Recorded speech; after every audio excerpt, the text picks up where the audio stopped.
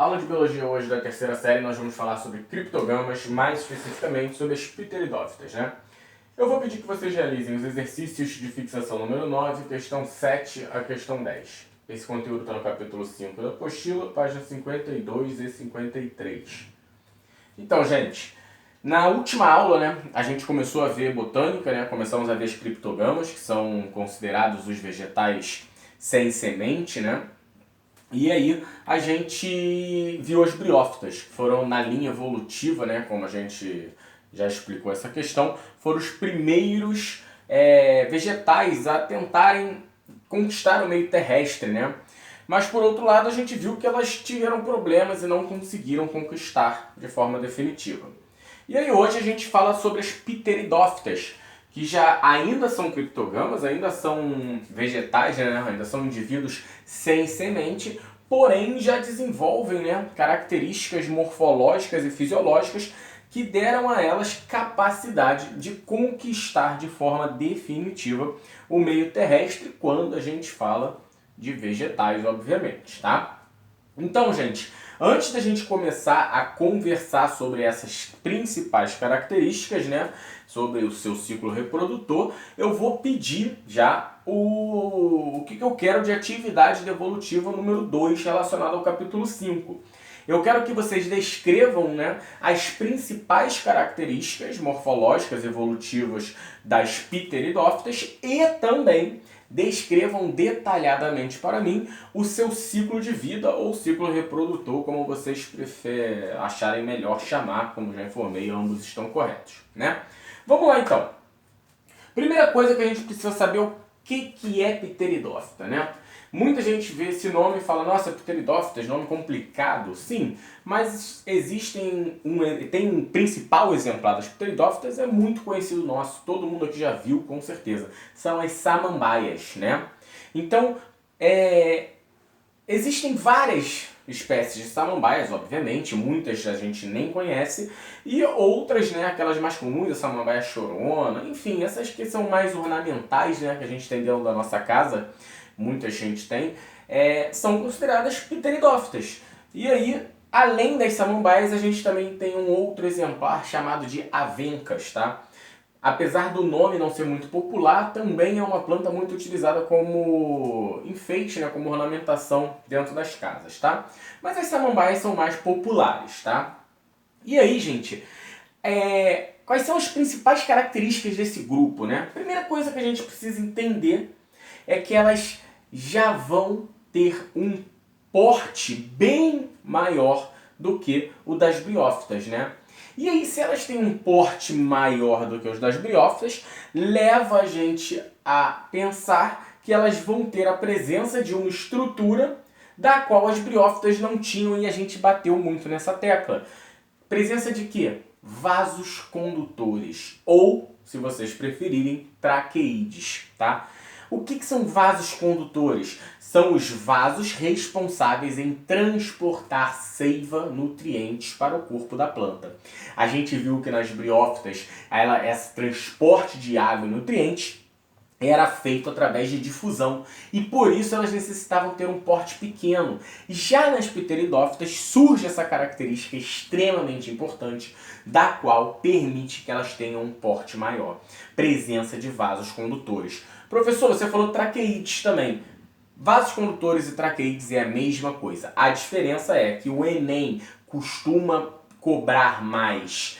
Cobrar que eu digo, costuma escrever mais vasos condutores e a UERJ costuma usar mais traqueídeos. Mas ambos estão corretos. Qual vocês botarem vai ter que estar certa a questão, ok? É importante vocês saberem na hora de vocês lerem. Vocês saberem que vasos condutores e traqueídeos é a mesma coisa, beleza? E aí, gente, além da presença de vasos condutores ou traqueídeos, elas também já vão apresentar estruturas básicas de um vegetal como raiz, caule e folha, e não mais rizóide, cauloide e filóide como tinham as briófitas.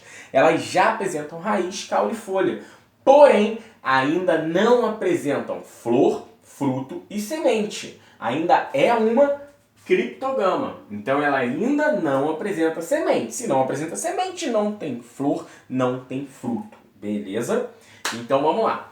Sabendo dessas características, né, morfológicas e evolutivas das pteridófitas, que permitiram elas terem um maior sucesso na conquista do meio terrestre, a gente pode falar um pouquinho sobre o seu ciclo de vida ou ciclo reprodutor. Gente, é complicado. Eu vou tentar resumir ao máximo para vocês. É a parte mais chata da botânica, né? São os ciclos reprodutores de cada grupo. E, infelizmente, a gente tem que entender, tem que gravar, porque cai no vestibular. Vamos lá. Como é que ocorre o ciclo reprodutor das pteridófitas? Primeiro, a gente tem que ter a maturidade dos soros. O que são soros? Soros são estruturas que vão estar localizadas na parte inferior, na parte de baixo das folhas das pteridófitas, beleza? E aí, esses soros, tá? Nesses soros, no caso, a gente vai encontrar uma estrutura chamada de esporângio. E nestes esporângios que estão presentes nos soros, é onde vai ocorrer a divisão por meiose da célula vegetal. Tá?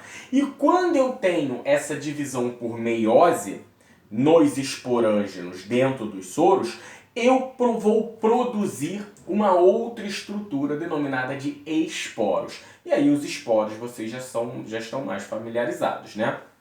Então vamos lá. Eu tenho os soros que estão localizados na parte inferior das pteridófitas, das folhas das pteridófitas, que aí dentro desses soros nós vamos encontrar os esporângios que vão fazer meiose. Ao fazer meiose eu produzo os esporos, tá? E aí, gente, esses soros, quando já fizeram meiose pelos esporângios, já produziram os esporos, já estão maduros, eles vão arrebentar, literalmente arrebentar. E vão liberar quem? Os esporos produzidos pela meiose dos esporângios. E aí os esporos vão cair numa superfície úmida, tem cristal úmido, e vão desenvolver uma planta achatada, que é uma característica morfológica pedida no vestibular. É uma planta achatada denominada de protalo, tá? Que aí vai ter uma característica muito peculiar. Esse protalo, ele é hermafrodita. Ele vai possuir tanto gametas femininos como gametas masculinos, tá? Então, vamos parar aqui. Vamos voltar lá quando os soros arrebentam, né? Quando os soros arrebentam, eles liberam os esporos que vão cair no local úmido.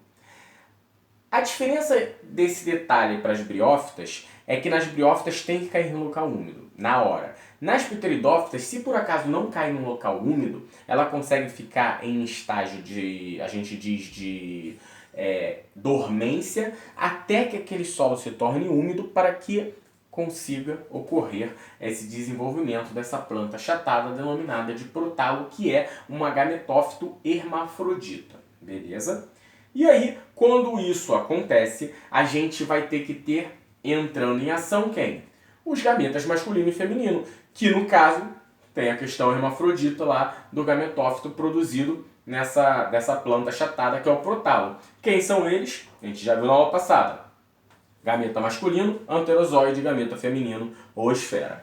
Aí os gametas masculinos, os anterozoides, vão ser liberados pelo anterídeo, que é o que vai armazenar os anterozoides, o gameta masculino, e eles vão nadar por superfície, nadar obviamente, se deslocar em superfície úmida até o arquegônio, que é quem armazena o gameta feminino, a oosfera. E aí vai fecundar a oosfera, onde o anterozoide vai fecundar a oosfera e vai se desenvolver um zigoto e vai se desenvolver uma nova planta. Beleza? Então esse é basicamente o ciclo reprodutor resumido das pteridófitas, tá? Agora, esse ciclo reprodutor, obviamente, tem troca de gameta, é um ciclo reprodutor por reprodução sexuada, ou seja, por alternância de gerações, né, troca de gameta. Só que as pteridófitas também podem fazer reprodução assexuada, não é tão comum. A mais comum é a sexuada por alternância de gerações, como a gente citou, né, esse ciclo resumido aqui para vocês. Só que vocês precisam saber que ela consegue sim fazer esse tipo de reprodução assexuada também por brotamento, que não é tão comum, beleza? Galera, pega a apostila, faz um resumo, que a gente escrevendo a gente fixa muito melhor. Fico aguardando a atividade devolutiva. Muito obrigado. Até a próxima.